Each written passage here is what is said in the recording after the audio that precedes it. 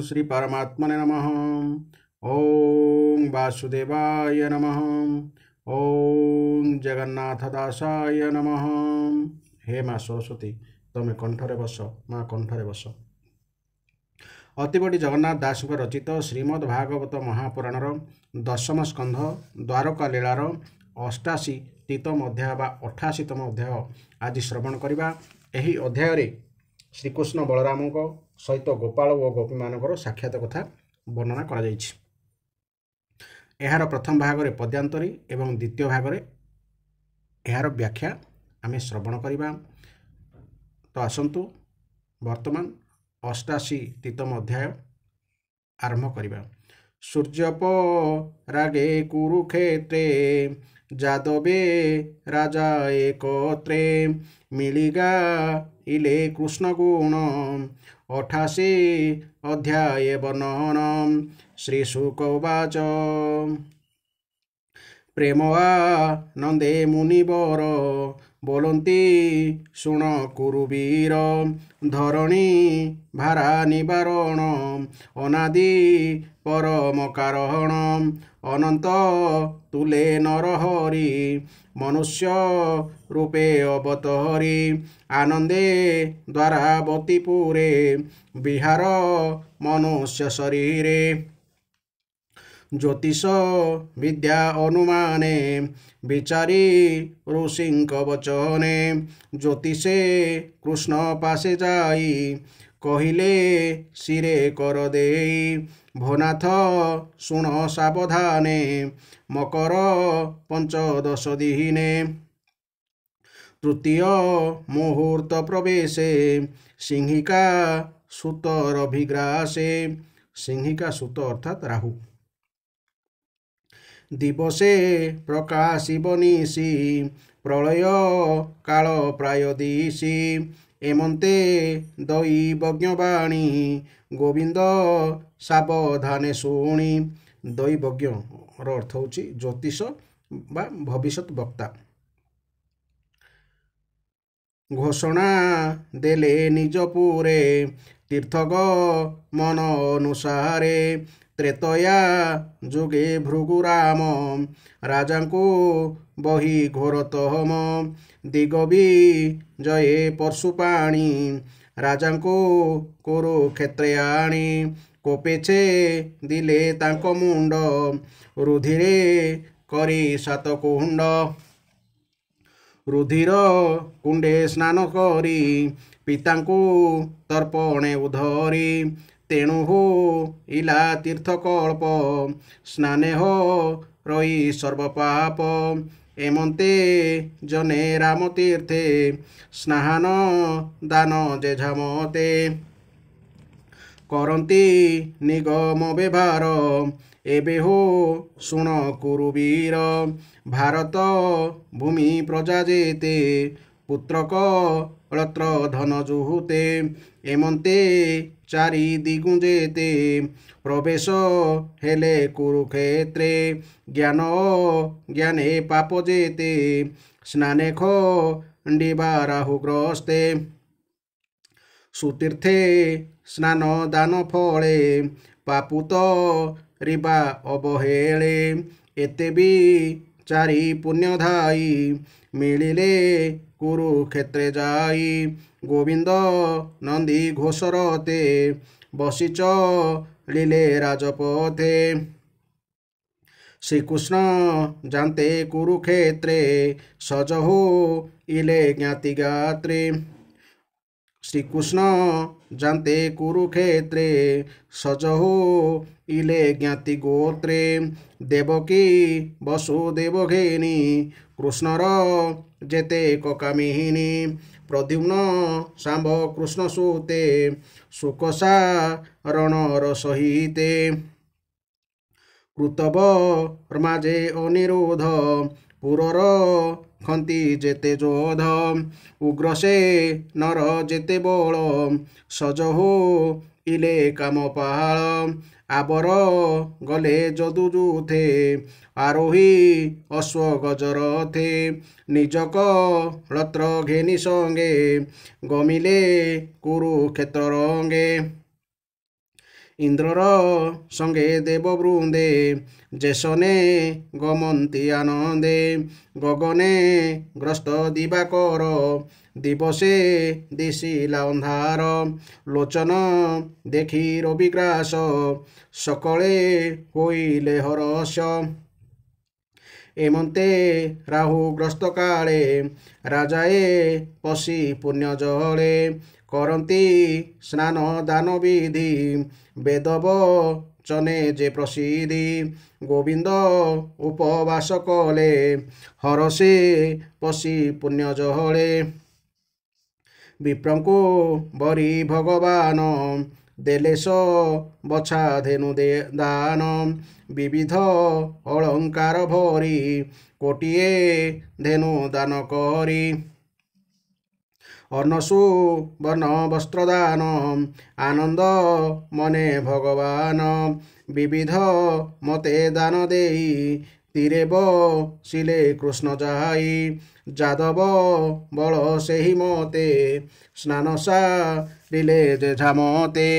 ଭୋଜନ ସାରି ସଙ୍ଗ ମେଳେ ବସିଲେ ନାନା ବୃକ୍ଷ ତଳେ ଦେବକୀ ଦେବୀ ବସୁଦେବ ବସିଲେ ରାମ ପଦ୍ମନାଭ ଏମନ୍ତେ କହିବି ମୁଁ କେତେ ଶ୍ରୀକୃଷ୍ଣ ପତ୍ନୀ ସୁତ ଯେତେ ବୃକ୍ଷର ମୂଳେ ବିରାଜନ୍ତି ଗଗନେ ଯେହ୍ନେ ତାରାପନ୍ତି ଏମନ୍ତେ ରାମ ହ୍ରଦ ତଟେ ରାମ ଗୋବିନ୍ଦର ନିକଟେ କୃଷ୍ଣର ଦର୍ଶନେ ଆନନ୍ଦ ଆସିମି ଲିଲେ ବନ୍ଧୁ ବୃନ୍ଦ ମତ୍ସ୍ୟଉ ସିନର କୋଶଳ ବିଦର୍ଭ ଆଦି କୁରୁବଳ ସୃଞ୍ଜୟ କାମ୍ବୋଜ କକେୟ ଆନର୍ତ କୁନ୍ତି ମଦ୍ରରାୟ କହିବି ଏକ ଏକ କେତେ କେରଳ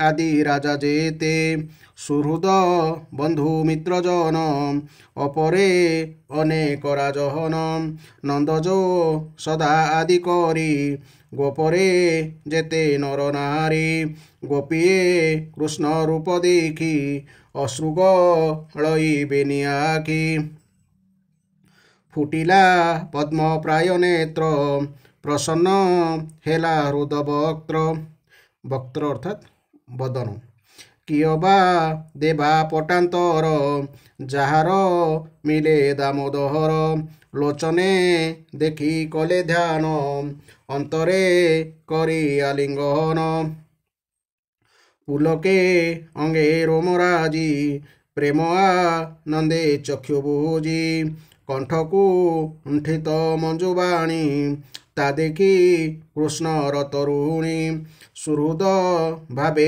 ଏକ ମେଳେ କରନ୍ତି ଜଣେ ଜଣେ କୋହଳେ ମୁଖ ପଙ୍କ ଯେ ମନ୍ଦ ହାସେ ଦୃଢ଼େ ଯନ୍ତ୍ରିତ ସ୍ନେହ ପାସେ ନିବିଡ଼େ କୁଙ୍କୁମ ଲେପନ ଭାବେଲୋ ଗାଈ ସ୍ତନେ ସ୍ତନ ଭୁଜେ କରନ୍ତି କୋଳେ କୋଳ ଅଶ୍ରୁପୂରିତ ବେନି ଡୋଳ ଏହି ପ୍ରକାରେ ବଧୂଜନେ ଯେ ବିଧି ଯଥା ଅନୁମାନେ ଆଶିଷ ବଦନେ କରନ୍ତି କୂଳକୁ ସଳ ପଚାରନ୍ତି ଏକ ରକେ ନାହିଁ ବ୍ୟଥା ଆନନ୍ଦେ କହି କୃଷ୍ଣ କଥା କୃଷ୍ଣ ଭକତି ହୃଦେ ଘେନି ମିଳିଲେ ପାଣ୍ଡବର ଜନି ମିଳିଲେ ପାଣ୍ଡବ ଜନନୀ ଭ୍ରାତ ଭଗିନୀ ଜନ ମଧ୍ୟେ ପୁତ୍ର ପୁତ୍ର ଅନୁବନ୍ଧେ ପିତା ଜନନୀ ମୁଖ ଚାହିଁ ଭାତୃକାମିନୀ ମଧ୍ୟ ଥାଇ ଅନାଇ ଗୋବିନ୍ଦ ଶ୍ରୀମୁଖ ଛାଡ଼ିଲା କଷ୍ଟ ଦୁଃଖ ଶୋକ ବସୁଦେବର ମୁଖ ଚାହିଁ ବୋଲୋଇ ଶୋକ ଭର ହୋଇ କୁନ୍ତି ଉବାଚ ଭୋଭ୍ରାତ ଏ ମୋହର ଜନ୍ମ ମନୁଷ୍ୟ ମଧ୍ୟେ ହୀନ କର୍ମ ଯେତେ ପଦ ମୋର ହୋଇ ମୋ ବିନୁ ଅନ୍ୟ କେବା ସହି ତେଡ଼େଆ ପଦେ ନ ସୁମର ଅଭାଗୀ ଜୀବନ ମୋହର ସୁହୃଦ ଜ୍ଞାତି ପୁତ୍ର ଭାଇ ପିତାଜ ନନି ଯାର ଥାଇ ଆପଦେ ନ କରନ୍ତି ଚିନ୍ତା ତାହାକୁ ବାମଟି ବିଧାତା ଏମନ୍ତ କର୍ମ ମୋର ଭାବ ତା ଶୁଣି ବୋଲେ ବସୁଦେବ ଶୁଣ ମୋ ମାତ ମୋ ବଚନ ଆମ୍ଭକୁ ନ କର ନିନ୍ଦନ ଦେଖ ସଂସାରେ ଯେତେ ଲୋକ ଈଶ୍ୱର କ୍ରୀଡ଼ାର କନ୍ଦୁକ ଈଶ୍ୱର ଯନ୍ତ୍ର ମଧ୍ୟରେ ପଡ଼ି କାର୍ଯ୍ୟକାରଣେ ପଥ ହୁଡ଼ି ଈଶ୍ୱର ଆଜ୍ଞା ଅନୁମତେ ପ୍ରାଣୀ ଭଜନ୍ତି ନାନା ପଥେ କଂସ ପ୍ରତାପେ ଆମ୍ଭେ ତାପି ବୁଲିଲୁ ବନ ଦିଗ୍ୟ ବ୍ୟାପୀ ପୁଣି ମିଳିଲୁ ନିଜ ଦେଶେ ଏସବୁ ଈଶ୍ୱର ଆଦେଶେ କହନ୍ତି ବ୍ୟାସଙ୍କ ନନ୍ଦନ ଶ୍ରୀ ବସୁଦେବ ଅଗ୍ରସେନ ଯାଦବେ ମାନ ଗୌରବେ ପୂଜିଲେ ନୃପନ୍ତି କି ଭାବେ ରାଜାଏ କୃଷ୍ଣ ଦର୍ଶନେ ହରସେ ପୂଜିଲେ ସୁମନେ ଶୁଣବି ରାଟ ସୁତା ସୁତ ଗୋବିନ୍ଦ ସମୀପେ ଆଗତ ଜାହ୍ନବୀ ସୁତ ଦ୍ରୋଣ ଗୁରୁ ଅମ୍ବିକା ପୁତ୍ର ମହାମେରୁ ଗାନ୍ଧାରୀ ଘେନି ପୁତ୍ର ସତ ଦ୍ରୌପଦୀ ତୁଲେ ପାଣ୍ଡୁ ସୁତ ଶକୁନି ସଞ୍ଜୟ ବିଦୁର ଏ ଆଦି ଯେତେ ନୃପବର ବିରାଟ ତୁଲେ କୁନ୍ତି ଭୋଜ ଭୀଷ୍ମକ ନଗ୍ନ ଜିତରାଜ ଦ୍ରୁପଦ ପୁରୁଜିତ ବେନି ଶଲ୍ୟ ଯେ ଦୃଷ୍ଟ କେତୁ ଘେନି କାଶୀନୃପତି ଦମ ଘୋଷ ମୈଥିଳ ବିଶାଳାକ୍ଷ ଈଶ ମଦ୍ରକ କଇ କୟ ଭାନୁ ସଙ୍ଗେ ନୃପତି ଯୁଧାମନ୍ୟୁ ସୁଶର୍ମା ବାଲ୍ମୀକର ମେଳେ ମିଳିଲେ ଯୁଧିଷ୍ଠିର ତୁଲେ 16,000 ସତେ ନାରୀ ଅଷ୍ଟଧିକ ଆଦି କରି ଦେଖିବି ସ୍ମୟେ ନୃପଗଣେ ନମିଲେ କୃଷ୍ଣର ଚରଣେ ରାମ ଗୋବିନ୍ଦ ତୋଷମନେ ରାଜାଙ୍କୁ ବସାଇ ଆସନେ ନାନା ପ୍ରକାରେ ପୂଜା ବିଧି ପୂଜିଲେ ଯେ ଯାହା ପ୍ରସିଦ୍ଧି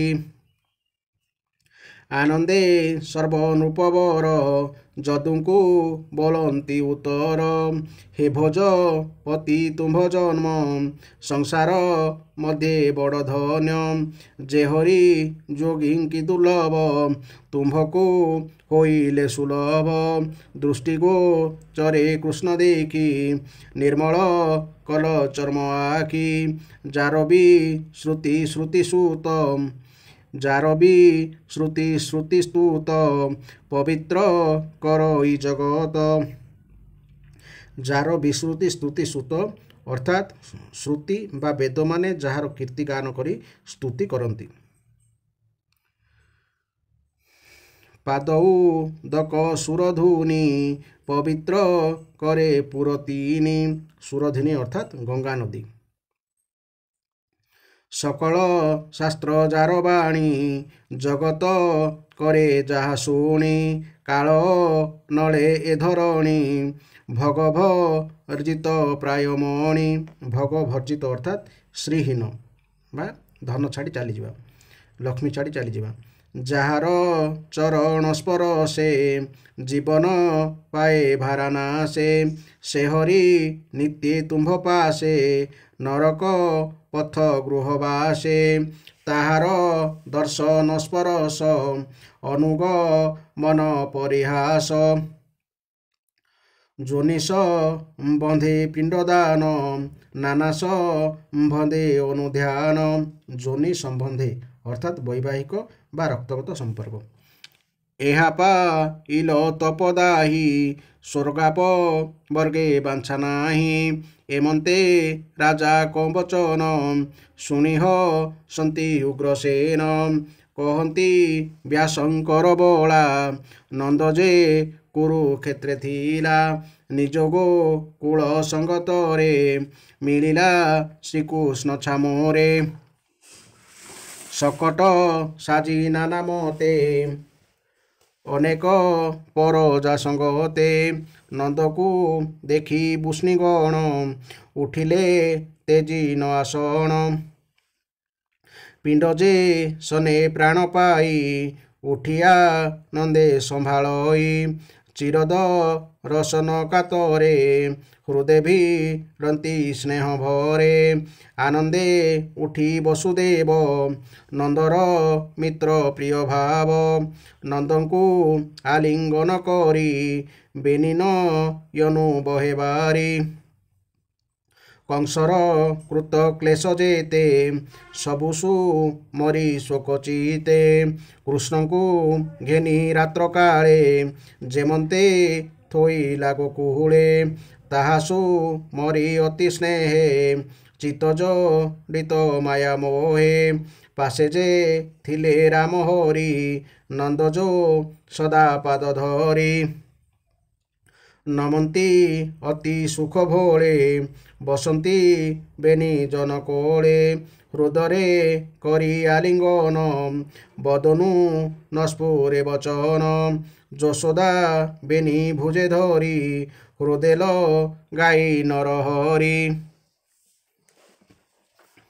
ପ୍ରାଣହୁ ଅତି ସ୍ନେହ ଭରି ନିବିଡ଼େ ଆଲିଙ୍ଗନ କରି ପରମାନନ୍ଦ ଲଭି ସୁଖ ବେଗେ ଛାଡ଼ିଲା ମନ ଦୁଃଖ ନନ୍ଦରା ମଙ୍କୁ କରି କୋଳ ଅଶ୍ରୁଗ ଡାଇ ବେନି ଡୋଳ ହୃଦୟନି ରୋପି ଦିବ୍ୟ ଜ୍ଞାନ ଛାଡ଼ିଲା ଦୁଃଖ ଶୋକମାନ ଦେବକୀ ରୋହିଣୀ ଆନନ୍ଦେ ଭାବେଲ ଗାଇ ହୃଦ ହୃଦେ ନିର୍ଭରେ ଆଲିଙ୍ଗନ କରି ମିତ୍ର ସୋ ଭାବେ ବ୍ରଜେଶ୍ୱରୀ ବିପଦ କାଳେ ମିତ୍ର ଗୁଣ ଶୋକେଶୁ ମରି ପୁଣ ପୁଣ ବୋଲନ୍ତି ଯଶୋଦାକୁ ଯାହିଁ କିଶଉ ପମା ଦେବୀ ମୋହି ଇନ୍ଦ୍ର ସମ୍ପଦ ସୁଖ ଭୁଞ୍ଜି କେ ପାରୁ ତୁମ୍ଭ ଋଣ ସୁଝି ବେନିବା ଲୋକ ତୁମ୍ଭ ଘରେ ପ୍ରାଣ ପୋଷିଲେ କଂସ ଡରେ ରାମ ଗୋବିନ୍ଦ ଭାଇ ବେନି ତୁମ୍ଭେ ଯେ ପିୟର ଜନନୀ ପାଳିଲ ପୁତ୍ର ହୁଁ ଅଧିକେ ତୁମ୍ଭେ ଯେ ଧନ୍ୟ ବେନି ଲୋକେ ପୋଷିଲ ପୁତ୍ର ଭାବ ଘେନି ପକ୍ଷ୍ମ ଯେ ସନ ଚକ୍ଷୁ ବେନି ପକ୍ଷ୍ମ ଅର୍ଥାତ୍ ଆଖିପତା କିଆର ସଂସାର ବ୍ୟବହାର ତୁମ୍ଭର ନାହିଁ ପରାପର ଏମନ୍ତେ ଯଶୋଦାର ତୁଲେ ଦେବକୀ ରୋହିଣୀ ବସିଲେ ଶୁଣରା ଜନ ଚୂଡ଼ାମଣି ଆନନ୍ଦେ ଗୋପାଳ ତରୁଣୀ କୃଷ୍ଣଙ୍କୁ ଦେଖି ସୁଖ ଭୋଳେ ନିରୋପେ ନୟନ ନିଶ୍ଚଳେ ଲଜ୍ଜାଉ ପେଖି ଗୋପୀ ବୃନ୍ଦ ଚିରଦ ରସନେ ଆନନ୍ଦ ନିଶ୍ଚଳେ କୃଷ୍ଣଙ୍କୁ ଚାହାନ୍ତି ପକ୍ଷ୍ମକାରୀକୁ ସାପ ଦିଅନ୍ତି ଚାହାନ୍ତି କୃଷ୍ଣ ସର୍ବଅଙ୍ଗ ଅଗ୍ନିକି ଯେସନେ ପତଙ୍ଗ କୃଷ୍ଣର ରୂପ ପ୍ରିୟ ଭାବେ ହୃଦେବ ରିଲେ ଦୁଷ୍ଟି ମାର୍ଗେ ଆନନ୍ଦ ରୂପ ଭଗବାନ ଅନ୍ତରେ କଲେ ଆଲିଙ୍ଗନ ଲଭିଲେ ନିଜ ପ୍ରିୟ ଭାବ ଯେହରି ଯୋଗୀଙ୍କି ଦୁର୍ଲଭ ଗୋପୀଙ୍କ ଭାବ ଦେଖି ହରି ଅନନ୍ତ ମାୟା ଯୋଗ କରି କେହି ନ ଦେଖେ ରୂପ ଡୋଳେ ମିଳିଲେ ଗୋପୀଙ୍କର ମେଳେ ପଚାରି ଗୋପୀଙ୍କ କୁଶଳ କରନ୍ତି ଜଣେ ଜଣ କୋଳ बोलती जगत मोहन कोमल गभीर वचन शुण गो सखी जने मोर मुजेर हिली मधुपुर रहिली निज कर्म आसे भारानी बारण विश्वासे अनेक दिनु नाही देखा मुहिजे तुम्ब निज सखा स्मरण कर टिकी मोते लीला हार सुध चिते ईश्वर माया रे संसार संजोग विजोग व्यवहार पवन जेन्हे मेघमाला धरणी रेणु तृणतुला करई संजोग विजोग एमंत ईश्वर जोग मोहरे भक्ति जे करती मतहु भिन्न से नुहंती तुम्भर भाग्य ए संसारे भावे भो जिल मोपयोरे मोहिष कल प्राणीकर आबोरी भीतर बाहार करई सृष्टि आदि अंत जेने जड़ित पंचभूत उभय महिमा मोहर ज्ञानी नकु अगचर एमंते प्रभु भगवान गोपींकी कही तत्वज्ञान फेरिले जीवर बंधन गोपी कृष्ण दर्शन निर्लेप निज रूप चाही बोलती सिरे कर दे भोनाथ शुण पद्मनाभ लभिबु तो चरण भाव तोर चरण हे अनंत जोगी हृद पद्मे स्थित अज्ञान मायार प्रबोध भोनाथ तोर पद्मपाद संसार अंधकार कूपे प्राणिज अंतरित तीनि तापे तो पाद तो पद्म पाद चक्रपाणी ताहांक तरी बानी शुणी एमंते गोपींकी निस्तारी निज आसने विजे करी से हरि चरण कमले मोधन रहु ध्यान बले पारिन पारी कलियास बोलोई जगन्नाथ दास इति श्रीमद्भागवते महापुराणे परमहंसां संहितायां दशम स्कंधे तीर्थयात्रा वर्णने गोपीगण निस्तारण नाम 88 अध्याय। वर्तमान यही अध्याय आम व्याख्या शुणा। श्री शुकदेव कही चले, हे परीक्षित, भगवान श्रीकृष्ण और बलराम द्वारकार निवास करुथांती। थरे पूर्णग्रास सूर्यपराग है। प्रलय समय जेपरी सूर्यपराग हुए ताहा सेहीपरि सूर्यपराग थिला। ज्योतिषी माने ता पूर्वर ही एपरी उपराग बा पराग लगे कथा लोक जणाई देइथिले। तेणु समस्ते निज निजर मंगल निमंते तथा पुण्य अर्जन करने निमंते कुरुक्षेत्र स्थित समंत पंचक तीर्थ को गले। शस्त्रधारी मानक मध्य श्रेष्ठ परशुराम समग्र पृथ्वी को क्षत्रियहीन करदे ସେହି राजा मानक रक्तरे 5टी बड़ बड़ सरोवर पूर्ण कर ताहाकु समंत पंचक तीर्थ बोला जाए। सर्वशक्तिमान भगवान परशुराम को यद्यपि कौन प्रकार कर्म स्पर्श करने संभव नुहे तथापि लोके पापरु निवृत्त होगा निमंते प्रायश्चित कलापरि लोक मर्यादा रक्षा बा लोक शिक्षा निमंते सेठारे पूर्वे से गोटे यज्ञ करथिले। हे परीक्षित, सूर्यपराग समय से महान तीर्थयात्रा अवसर में भारत वर्षर सबु प्रांतर लोके कुरुक्षेत्र आसथिले। अक्रूर, वसुदेव, उग्रसेन प्रभृति वयस्क लोक माने तथा गद, प्रद्युम्न, सांब आदि अन्य जदुवंशी माने मध्य निज निजर पापनाश निमंते कुरुक्षेत्र आसथिले। किंतु प्रद्युम्न पुत्र अनिरुद्ध, जदुवंशी सेनापति कृतवर्मा एही मुख्य व्यक्ति माने सुचंद्र, शुक, सारण आदि सहित नगर रक्षा निमंते द्वारका रही जाइथिले। जदुवंशी माने तो स्वाभाविक भावे तेजस्वी थिले, पुणी गलारे सुवर्णहार, दिव्य पुष्पमाला, बहुमूल्य वस्त्र और कवच धारण करी सुसज्जित हो जाइथारु सेमानक शोभा आहुरी बढ़ी जाइथिला। सेमाने तीर्थयात्रा पथरे देवतांक विमान सदृश रथमानकरे समुद्र तरंग परी डेई डेई चालुथुवा घोड़ा मानकरे, मेघ परी विशालकाय गर्जन करुथुवा हाथी मानकरे तथा विद्याधरंक सदृश मनुष्य माने कांधेइथुवा पालिंकी गुडुरे बसी ସ୍ତ୍ରୀମାନଙ୍କ ସହିତ ତୀର୍ଥକୁ ଯାତ୍ରା କଲେ। ସେମାନେ ଦେବତାମାନେ ଯାତ୍ରା କରୁଥିବା ପରି ଶୋଭା ପାଇଲେ। ସେହି ମହାଭାଗ୍ୟବାନ ଯଦୁବଂଶୀମାନେ କୁରୁକ୍ଷେତ୍ରରେ ପହଞ୍ଚି ଏକାଗ୍ର ଚିତ୍ତରେ ସଂଯମପୂର୍ବକ ସ୍ନାନ କଲେ ଏବଂ ସୂର୍ଯ୍ୟ ପରାଗ ହେତୁ ନିର୍ଦ୍ଦିଷ୍ଟ କାଳ ପର୍ଯ୍ୟନ୍ତ ଉପବାସ କଲେ। ସେମାନେ ବ୍ରାହ୍ମଣମାନଙ୍କୁ ଗୋଦାନ କଲେ। ଦାନ କରୁଥିବା ଗାଈକୁ ସୁନ୍ଦର ସୁନ୍ଦର ବସ୍ତ୍ର, ଫୁଲମାଳା, ସୁନାର ହାର ପିନ୍ଧାଇ ଦେଇଥିଲେ। ପରାଗ ମୋକ୍ଷ ହୋଇଯିବା ଭୟରେ ଯଦୁବଂଶୀମାନେ ପରଶୁରାମଙ୍କ ନିର୍ମିତ ସରୋବରମାନଙ୍କରେ ବିଧିପୂର୍ବକ ସ୍ନାନ କଲେ ଏବଂ ସତ୍ପାତ୍ର ବ୍ରାହ୍ମଣମାନଙ୍କୁ ସ୍ୱାଦିଷ୍ଟ ଅନ୍ନ ଭୋଜନ କରାଇଥିଲେ। ସେମାନେ ମନେ ମନେ ସଂକଳ୍ପ କରିଥିଲେ ଯେ ଭଗବାନ ଶ୍ରୀକୃଷ୍ଣଙ୍କ ଚରଣରେ ସେମାନଙ୍କର ପ୍ରେମ ଭକ୍ତି ସଦା ଦୃଢ଼ ରହୁ। ଭଗବାନ ଶ୍ରୀକୃଷ୍ଣଙ୍କୁ ହିଁ ନିଜର ଆଦର୍ଶ ଓ ଇଷ୍ଟଦେବ ବୋଲି ଗ୍ରହଣ କରିବା ଯଦୁବଂଶୀଗଣ ବ୍ରାହ୍ମଣମାନଙ୍କର ଅନୁମତି ନେଇ ନିଜେ ଭୋଜନ କଲେ ଏବଂ ଘଞ୍ଚ ଡାଳପତ୍ର ଥିବା ଗଛ ତଳେ ନିଜ ନିଜର ସୁବିଧା ଅନୁସାରେ ବିଶ୍ରାମ ନେଲେ। ହେ ପରୀକ୍ଷିତ, ବିଶ୍ରାମ ନେବା ସମୟରେ ଯଦୁବଂଶୀମାନେ ସେମାନଙ୍କର ମିତ୍ର ଓ ସମ୍ବନ୍ଧୀୟ ରାଜାମାନଙ୍କ ସହିତ ସାକ୍ଷାତ କରିବାକୁ ବାହାରିଲେ।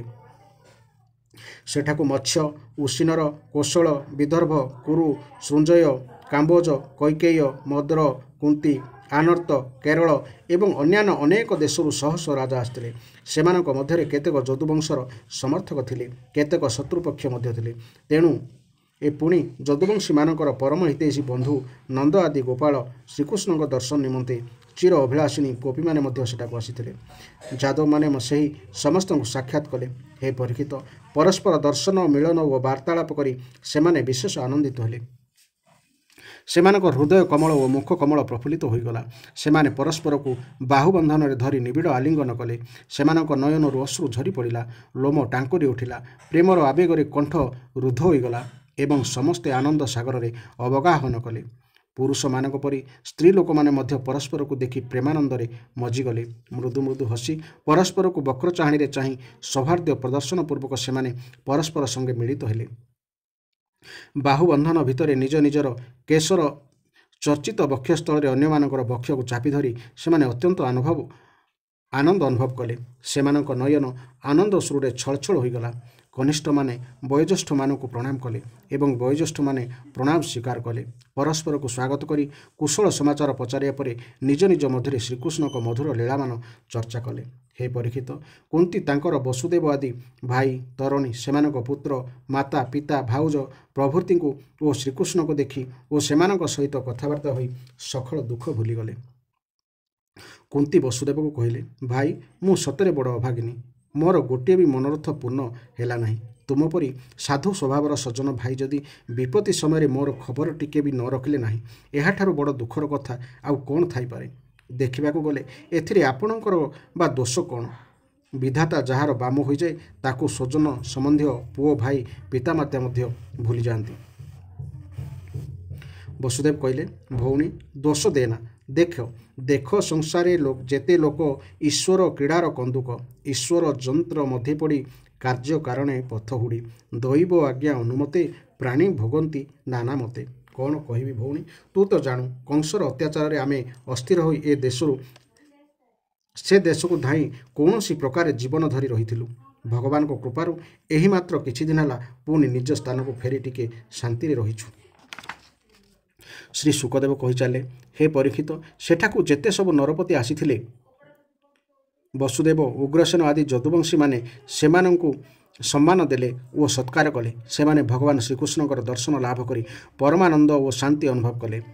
ହେ ପରୀକ୍ଷିତ, ଭୀଷ୍ମ, ଦ୍ରୋଣାଚାର୍ଯ୍ୟ, ଧୃତରାଷ୍ଟ୍ର, ଦୁର୍ଯ୍ୟୋଧନ ଆଦି ପୁତ୍ରମାନଙ୍କ ସହିତ ଗାନ୍ଧାରୀ, ପତ୍ନୀମାନଙ୍କ ସହିତ ଯୁଧିଷ୍ଠିର ଆଦି ପାଣ୍ଡବ, କୁନ୍ତୀ, ସୃଞ୍ଜୟ, ବିଦୁର, କୃପାଚାର୍ଯ୍ୟ, କୁନ୍ତୀଭୋଜ, ବିରାଟ, ଭୀଷ୍ମକ, ମହାରାଜ ନଗ୍ନଜିତ, ପୁରୁଜିତ, ଦ୍ରୁପଦ, ଶଲ୍ୟ, ଧୃଷ୍ଟକେତୁ, କାଶୀରାଜ, ଦମଘୋଷ, ବିଶାଳାକ୍ଷ, ମିଥିଳା ନରେଶ, ମଦ୍ର ନରେଶ, କକେଇ ନରେଶ, ଯୁଧାମନ୍ୟୁ, ସୁଶର୍ମା ପୁତ୍ରମାନଙ୍କ ସହିତ ବାଲ୍ମୀକ ଏବଂ ଯୁଧିଷ୍ଠିରଙ୍କର ଅନୁଗାମୀ ଅନ୍ୟାନ୍ୟ ରାଜାମାନେ ଭଗବାନ ଶ୍ରୀକୃଷ୍ଣଙ୍କର ପରମ ସୁନ୍ଦର ଶ୍ରୀନିକେତନ ବିଗ୍ରହ ଓ ତାଙ୍କର ରାଣୀମାନଙ୍କୁ ଦେଖି ଅତ୍ୟନ୍ତ ବିସ୍ମିତ ହୋଇଗଲେ।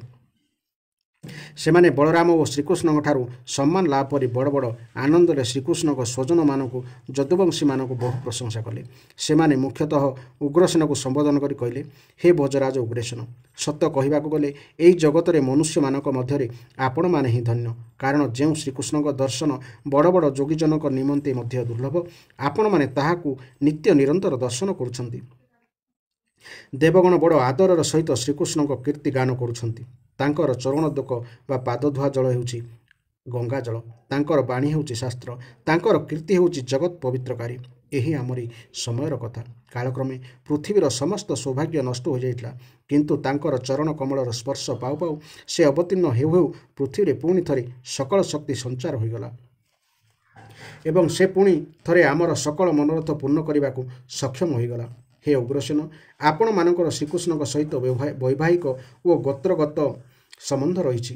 କେବଳ ସେତିକି ନୁହେଁ, ଆପଣମାନେ ସର୍ବଦା ତାଙ୍କୁ ଦର୍ଶନ କରୁଛନ୍ତି ଏବଂ ତାଙ୍କୁ ସ୍ପର୍ଶ କରିପାରୁଛନ୍ତି, ତାଙ୍କ ସହିତ ବିଚରଣ କରୁଛନ୍ତି, କଥାଭାଷା କରୁଛନ୍ତି, ଉଠା ବସା ଓ ଖିଆପିଆ କରୁଛନ୍ତି।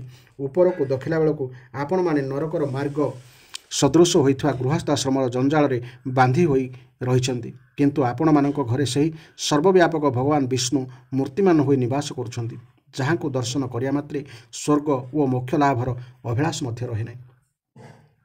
ଶ୍ରୀ ଶୁକଦେବ କହିଚାଲେ, ହେ ପରୀକ୍ଷିତ, ଶ୍ରୀକୃଷ୍ଣ ଆଦି ଯଦୁବଂଶୀମାନେ କୁରୁକ୍ଷେତ୍ର ଆସିଥିବା କଥା ଶୁଣି ନନ୍ଦରାଜା ସମସ୍ତ ଜିନିଷପତ୍ର ଗାଡ଼ିରେ ଲଦି ଗୋପାଳମାନଙ୍କ ସହିତ ସେଠାକୁ ଚାଲି ଆସିଲେ। ନନ୍ଦ ଆଦି ଗୋପାଳମାନଙ୍କୁ ଦେଖି ଯଦୁବଂଶୀ ଆନନ୍ଦିତ ହୋଇଗଲେ। ନନ୍ଦକୁ ସ୍ୱାଗତ କରିବାକୁ ସେମାନେ ମୃତ ଶରୀରରେ ପ୍ରାଣସଞ୍ଚାର ହୋଇଗଲା ପରି ଧଡ଼ପଡ଼ ହୋଇ ଉଠିଲେ। ସେମାନେ ତ ପରସ୍ପରକୁ ଦେଖିବାକୁ ବହୁଦିନରୁ ଆତୁର ହୋଇ ରହିଥିଲେ। ତେଣୁ ସେମାନେ ପରସ୍ପରକୁ ବହୁ ସମୟ ପର୍ଯ୍ୟନ୍ତ ଛାତିରେ ଭିଡ଼ି ଧରିଲେ। ପ୍ରେମ ଓ ଆନନ୍ଦରେ ବିହୋଳ ହୋଇ ବସୁଦେବ ନନ୍ଦଙ୍କୁ କୁଣ୍ଢାଇ ଧରିଲେ। କଂସ କିପରି ତାଙ୍କୁ ଦୁଃଖ ଦେଉଥିଲା, ସେ କିପରି ନିଜ ପୁଅକୁ ନେଇ ଗୋକୁଳରେ ନନ୍ଦଙ୍କ ଘରେ ଛାଡ଼ିଦେଇ ଆସିଥିଲେ, ଇତ୍ୟାଦି ଇତ୍ୟାଦି ସବୁ କଥା ତାଙ୍କର ଗୋଟି ଗୋଟି ହୋଇ ମନେ ପଡ଼ିଗଲା। କୃଷ୍ଣ ବଳରାମ ଯାଇ ମାତା ଯଶୋଦା ଓ ପିତା ନନ୍ଦଙ୍କ କୋଳରେ ଆଉଜି ପଡ଼ିଲେ ଏବଂ ସେମାନଙ୍କ ଚରଣରେ ପ୍ରଣାମ କଲେ। ହେ ପରୀକ୍ଷିତ, ସେତେବେଳେ ଭାବବିହ୍ୱଳ ହୋଇ ଦୁଇ ଭାଇଙ୍କ କଣ୍ଠ ରୁଦ୍ଧ ହୋଇଗଲା। ସେମାନେ କିଛି କହିପାରିଲେ ନାହିଁ। ମହାଭାଗ୍ୟବତୀ ଯଶୋଦା ଓ ନନ୍ଦବାବା ଦୁଇ ପୁଅଙ୍କୁ ଟାଣି ଆଣି କୋଳରେ ବସାଇଲେ ଏବଂ ସେମାନଙ୍କୁ ପ୍ରଗାଢ଼ ଆଲିଙ୍ଗନରେ ଭିଡ଼ି ଧରିଲେ। ଦୀର୍ଘ ଦିନର ପୁତ୍ର ବିଚ୍ଛେଦ ହେତୁ ସେମାନଙ୍କ ମନରେ ଯେଉଁ ଦୁଃଖ ଥିଲା, ତାହା ଦୂର ହୋଇଗଲା। ରୋହିଣୀ ଓ ଦେବକୀ ବ୍ରଜେଶ୍ୱରୀ ଯଶୋଦାଙ୍କୁ ଆନନ୍ଦରେ କୁଣ୍ଢାଇ ପକାଇଲେ। ଯଶୋଦା ସେମାନଙ୍କ ପ୍ରତି ଯେଉଁ ନିବିଡ଼ ବନ୍ଧୁତ୍ୱର ପରିଚୟ ଦେଇଥିଲେ, କୃଷ୍ଣ ବଳରାମଙ୍କୁ ପାଳିଥିଲେ, ତାହା ସ୍ମରଣ କରି ଦୁହିଁଙ୍କର କଣ୍ଠ ରୁଦ୍ଧ ହୋଇଗଲା। ସେମାନେ ଯଶୋଦାଙ୍କୁ କହିଲେ, ଆଗ ଯଶୋଦାରାଣୀ, ଆପଣ ଆମମାନଙ୍କ ପ୍ରତି ମୈତ୍ରୀ ଓ ଆତ୍ମୀୟତାପୂର୍ଣ୍ଣ ବ୍ୟବହାର କରି ଆମର ଯେଉଁ ଉପକାର କରିଛନ୍ତି, ତାହା କଦାପି ଭୁଲି ହେବ ନାହିଁ। ଇନ୍ଦ୍ରଙ୍କର ଐଶ୍ୱର୍ଯ୍ୟ ପାଇଗଲେ ବି ଆମେ ତାହା ଦେଇ ଆପଣଙ୍କ ଋଣ କଦାପି ଶୁଝିପାରିବୁ ନାହିଁ। ହେ ନନ୍ଦରାଣୀ, ଏପରି କେଉଁ କୃତଘ୍ନ ଅଛି ଯେ ଆପଣଙ୍କର ସେହି ଉପକାର ଭୁଲି ପାରିବ? ହେ ଦେବୀ, ଯେତେବେଳେ ବଳରାମ ଓ କୃଷ୍ଣ ନିଜ ବାପା ମାଆଙ୍କୁ ଆଦୌ ଦେଖିନଥିଲେ, ସେମାନଙ୍କ ପିତା ସେମାନଙ୍କୁ ନେଇ ଆପଣଙ୍କ ପାଖରେ ଛାଡ଼ି ଦେଇ ଆସିଥିଲେ, ସେତେବେଳେ ଆପଣ ସେମାନଙ୍କୁ ଆଖିପତା ଆଖି ଡୋଳାରୁ ରକ୍ଷା କରିବା ପରି ରକ୍ଷା କରିଥିଲେ। ଆପଣମାନେ ସେମାନଙ୍କୁ ଖୋଇ ପେଇ ସ୍ନେହ ଆଦର ଦେଇ ପାଳିଥିଲେ। ସେମାନଙ୍କ ମଙ୍ଗଳ ନିମନ୍ତେ କେତେ ଓଷା ବ୍ରତ ଓ ଉତ୍ସବ ପାଳନ କରିଥିଲେ। ସତ କହିବାକୁ ଗଲେ ଆପଣମାନେ ହିଁ ସେମାନଙ୍କର ପିତାମାତା। ଆପଣମାନଙ୍କର ଲାଳନ ପାଳନ ହେତୁ ଓ ଆପଣମାନେ ସବୁବେଳେ ସେମାନଙ୍କ ଉପରେ ଆଖି ରଖିଥିବାରୁ ସେମାନଙ୍କ ଦେହରେ ଆଞ୍ଚ ଟିକିଏ ବି ଲାଗିନଥିଲା। ସେମାନେ ସବୁବେଳେ ନିର୍ଭୟରେ ରହୁଥିଲେ। ଆପଣମାନେ ଅତ୍ୟନ୍ତ ହୃଦୟବାନ ହୋଇଥିବାରୁ ହିଁ ସେମାନଙ୍କୁ ଯେପରି ଯତ୍ନରେ ରଖିଥିଲେ। ଯେଉଁ ସତ୍ପୁରୁଷ ସେମାନଙ୍କଠାରେ ଆପଣାର ଭେଦଭାବ ନଥାଏ। ହେ ନନ୍ଦରାଣୀ, ସତରେ ଆପଣ ହେଉଛନ୍ତି ପରମ ସନ୍ଥ। ଶ୍ରୀ ଶୁକଦେବ କହିଚାଲେ, ହେ ପରୀକ୍ଷିତ, ମୁଁ କହିସାରିଛି ଯେ ଶ୍ରୀକୃଷ୍ଣ ହିଁ ଥିଲେ ଗୋପୀମାନଙ୍କର ପରମ ପ୍ରିୟତମ ଜୀବନ ସର୍ବସ୍ୱ। ତାଙ୍କୁ ଦର୍ଶନ କରୁଥିବା ସମୟରେ ଯଦି କେବେ ପଲକ ପଡ଼ିଯାଉଥିଲା, ତେବେ ସେମାନେ ଆଖିର ପଲକ ଗଢ଼ିଥିବା ଦେବତାଙ୍କୁ ବହୁତ ଗାଳି ଦେଉଥିଲେ, ଯାହାଙ୍କୁ ଦର୍ଶନ କରିବାକୁ ସେମାନେ ଦୀର୍ଘକାଳ ଧରି ଗଭୀର ଅଭିଳାଷ ପୋଷଣ କରି ଆସିଥିଲେ। ଆଜି ଏତେ ଦିନ ପରେ ସେମାନଙ୍କୁ ତାହାଙ୍କର ଦର୍ଶନ ମିଳିଲା। ସେମାନେ ନେତ୍ରପଥ ଦେଇ ନିଜର ପ୍ରିୟତମ ଶ୍ରୀକୃଷ୍ଣଙ୍କୁ ହୃଦୟକୁ ନେଇ ଆସିଲେ ଏବଂ ମନେ ମନେ ତାଙ୍କୁ ଗାଢ଼ ଆଲିଙ୍ଗନ କରି ତନ୍ମୟ ହୋଇଗଲେ। ସେମାନେ ନିଜର ଗଭୀର ପ୍ରେମ ବଳରେ ଭଗବାନଙ୍କ ସହିତ ଯେଉଁ ତନ୍ମୟତା ଲାଭ କଲେ, ଯେଉଁ ଅଭିନ୍ନତା ଲାଭ କଲେ, ତାହା ନିରନ୍ତର ଧ୍ୟାନାଭ୍ୟାସ କରୁଥିବା ଯୋଗୀମାନଙ୍କ ପକ୍ଷରେ ମଧ୍ୟ ଅତ୍ୟନ୍ତ ଦୁର୍ଲଭ। ଭଗବାନ ଶ୍ରୀକୃଷ୍ଣ ଲକ୍ଷ୍ୟ କଲେ ଯେ ଗୋପୀମାନେ ତାହାଙ୍କର ତନ୍ମୟ ହୋଇଗଲେଣି ଏବଂ ଏକ ହୋଇଗଲେଣି। ସେତେବେଳେ ସେ ଏକାନ୍ତରେ ସେମାନଙ୍କୁ ପାଖକୁ ଚାଲିଗଲେ, ସେମାନଙ୍କୁ ଆଲିଙ୍ଗନ କଲେ। ସେମାନେ କିପରି ଅଛନ୍ତି ବୋଲି ପଚାରିଲେ ଏବଂ ହସି ହସି କହିଲେ, ହେ ସଖୀଗଣ, ଆମେ ତ ସ୍ୱଜନ ସମ୍ବନ୍ଧୀୟମାନଙ୍କର କାର୍ଯ୍ୟ ସାଧିତ କରିବା ନିମନ୍ତେ ବ୍ରଜରୁ ଚାଲି ଆସିଲୁ ଏବଂ ତୁମ ପରି ପ୍ରେୟସୀମାନଙ୍କୁ ଛାଡ଼ିଦେଇ ଆମେ ଶତ୍ରୁମାନଙ୍କୁ ବିନାଶ କରିବାରେ ବ୍ୟସ୍ତ ରହିଗଲୁ। ଏ ଭିତରେ ତ ଅନେକ ଦିନ ବିତିଗଲାଣି। କ'ଣ ତୁମେମାନେ ମୋତେ କେବେ ଅନ୍ତତଃ ମନେ ପକାଅ? ଆଗ ତୁମେମାନେ ମୋତେ ଅକୃତଜ୍ଞ ବୋଲି ଧରିନେଇ ହୀନ ଦୃଷ୍ଟିରେ ଦେଖୁନାହ ତ? କିନ୍ତୁ ଶୁଣ, ଭଗବାନ ହିଁ ଯେ ପ୍ରାଣୀମାନଙ୍କର ସଂଯୋଗ ବିଯୋଗର କାରଣ। ସେଥିରେ କୌଣସି ସନ୍ଦେହ ନାହିଁ। ବାୟୁ ପ୍ରବାହ ଯେପରି ମେଘ, ଧୂଳି, ତୁଳା ବା କାଠିକୁଟା ପ୍ରଭୃତିର ଅଂଶଗୁଡ଼ିକୁ ପରସ୍ପର ସହିତ ମିଶାଇ ସେମାନଙ୍କର ସଂଯୋଗ ଘଟାଏ ଏବଂ କିଛି କାଳ ପରେ ସ୍ୱଇଚ୍ଛାରେ ସେମାନଙ୍କୁ ପରସ୍ପରଠାରୁ ପୃଥକ କରିଦିଏ ବା ସେମାନଙ୍କର ବିଯୋଗ ଘଟାଏ, କାରଣ ବସ୍ତୁର ନିର୍ମାତା ଭଗବାନ ମଧ୍ୟ ଠିକ୍ ସେହିପରି ନିଜ ଇଚ୍ଛା ଅନୁସାରେ ବସ୍ତୁମାନଙ୍କର ସଂଯୋଗ ଓ ବିଯୋଗ ଘଟାନ୍ତି। କିନ୍ତୁ ସଖୀମାନେ ବଡ଼ ସୌଭାଗ୍ୟର ବିଷୟ ଯେ ଯେଉଁ ପ୍ରେମ ବଳରେ ଜୀବ ମୋତେ ପାଇଯାଏ, ତୁମ୍ଭମାନଙ୍କ ଭିତରେ ସେହି ତୁରୀୟ ପ୍ରେମ ବିକଶିତ ହୋଇଯାଇଛି। ମନେ ରଖ ଯେ ଯେଉଁମାନେ ମୋ ଠାରେ ପ୍ରେମ ଭକ୍ତି ରଖନ୍ତି ସେମାନେ ଅମୃତତ୍ୱ ପାଇଯାଆନ୍ତି, ପରମାନନ୍ଦ ଧାମ ଲାଭ କରିବାକୁ ସମର୍ଥ ହୋଇଯାଆନ୍ତି। ହେ ଗୋପୀଗଣ, ଘଟ, ପଟ ଆଦି ସକଳ ଭୌତିକ ବସ୍ତୁର ଆଦି ଅନ୍ତ ଓ ମଧ୍ୟରେ ତାହା ବାହାରେ ଓ ଭିତରେ ଯେପରି ସେମାନଙ୍କର ମୂଳ କାରଣ ପୃଥିବୀ, ଜଳ, ବାୟୁ, ଅଗ୍ନି ତଥା ଆକାଶ ବ୍ୟାପ୍ତ ହୋଇ ରହିଛି, ସେସବୁର ପଦାର୍ଥ ରହିଛି, ସେଗୁଡ଼ିକ ଆଦ୍ୟ ଅନ୍ତ ମଧ୍ୟ ବାହାର ଭିତର ସର୍ବତ୍ର ସେହିପରି ମୁଁ ବ୍ୟାପ୍ତ ହୋଇ ରହିଛି। ସକଳ ପ୍ରାଣୀଙ୍କ ଶରୀରରେ ଏହି ପଞ୍ଚଭୂତ ହିଁ କାରଣ ରୂପରେ ରହିଛି ଏବଂ ଆତ୍ମା ରହିଛି ଭୋକ୍ତା ବା ଜୀବ ରୂପରେ, କିନ୍ତୁ ମୁଁ ହେଉଛି ଏହି ଭୟଙ୍କର ଜୀବ ଓ ପଞ୍ଚଭୂତର ଚେତନ ଓ ଜଡ଼ର ଅତୀତ ଓ ଅବିନାଶୀ ସତ୍ୟ। ଏହି ଉଭୟ ବସ୍ତୁତ ମୋ ଭିତରେ ହିଁ ପ୍ରତୀତ ହୁଅନ୍ତି। ଏ କଥାକୁ ତୁମେମାନେ ଅନୁଭବ କର। ଶ୍ରୀ ଶୁକଦେବ କହିଚାଲେ, ହେ ପରୀକ୍ଷିତ, ଭଗବାନ ଶ୍ରୀକୃଷ୍ଣ ଗୋପୀମାନଙ୍କୁ ଏହିପରି ଆତ୍ମଜ୍ଞାନ ଶିକ୍ଷା ପ୍ରଦାନ କଲେ। ଏହି ଉପଦେଶକୁ ବାରମ୍ବାର ସ୍ମରଣ କରିବାରୁ ଗୋପୀମାନଙ୍କର ଜୀବକୋଷ ବା ଲିଙ୍ଗ ଶରୀର ନଷ୍ଟ ହୋଇଗଲା। ସେମାନେ ଭଗବାନଙ୍କ ସଙ୍ଗେ ଅଭିନ୍ନ ହୋଇଗଲେ। ସେମାନଙ୍କୁ ଭଗବାନ ସଦାକାଳ ପାଇଁ ପ୍ରାପ୍ତ ହୋଇଗଲେ। ସେମାନେ କହିଲେ, ହେ ପଦ୍ମନାଭ, ଅଗାଧ ଜ୍ଞାନସମ୍ପନ୍ନ ବଡ଼ ବଡ଼ ଯୋଗେଶ୍ୱର ନିଜ ନିଜର ହୃଦୟ ପଦ୍ମରେ ଆପଣଙ୍କ ପଦାର ବିନ୍ଦୁକୁ ଚିନ୍ତନ କରି ଚାଲିଛନ୍ତି। ଯେଉଁମାନେ ସଂସାର କୂପରେ ପଡ଼ିଯାଇଛନ୍ତି ସେଠାରୁ ବାହାରିବା ନିମନ୍ତେ ଆପଣ ହିଁ ହେଉଛନ୍ତି ସେମାନଙ୍କର ଏକମାତ୍ର ଅବଲମ୍ବନ। ପ୍ରଭୁ, ଆପଣ ଏପରି କୃପା କରନ୍ତୁ ଯେ ଘର ସଂସାରରେ କର୍ମ କରିଚାଲିଥିବା ମଧ୍ୟ ଆମ ହୃଦୟରେ ଆପଣଙ୍କର ସେହି ଚରଣ କମଳ ସଦାସର୍ବଦା ବିରାଜମାନ କରୁ। ଆମେ କ୍ଷଣକ ପାଇଁ ମଧ୍ୟ ତାହାକୁ ଭୁଲି ନ ଯାଉ। ଏହି ଥିଲା ଏହି ଅଧ୍ୟାୟର ସୁନ୍ଦର ବ୍ୟାଖ୍ୟା। ତ ଅତି ସୁନ୍ଦର ଭାବେ ସବୁଦିନେ ଧାରାବାହିକ ଭାବେ ଶୁଣିବା ପାଇଁ ଚ୍ୟାନେଲଟିକୁ ସବସ୍କ୍ରାଇବ୍ କରିବାକୁ ଜମାରୁ ଭୁଲନ୍ତୁ ନାହିଁ। ଜୟ ଜଗନ୍ନାଥ, ଜୟ ଜଗନ୍ନାଥ, ଜୟ ଜଗନ୍ନାଥ।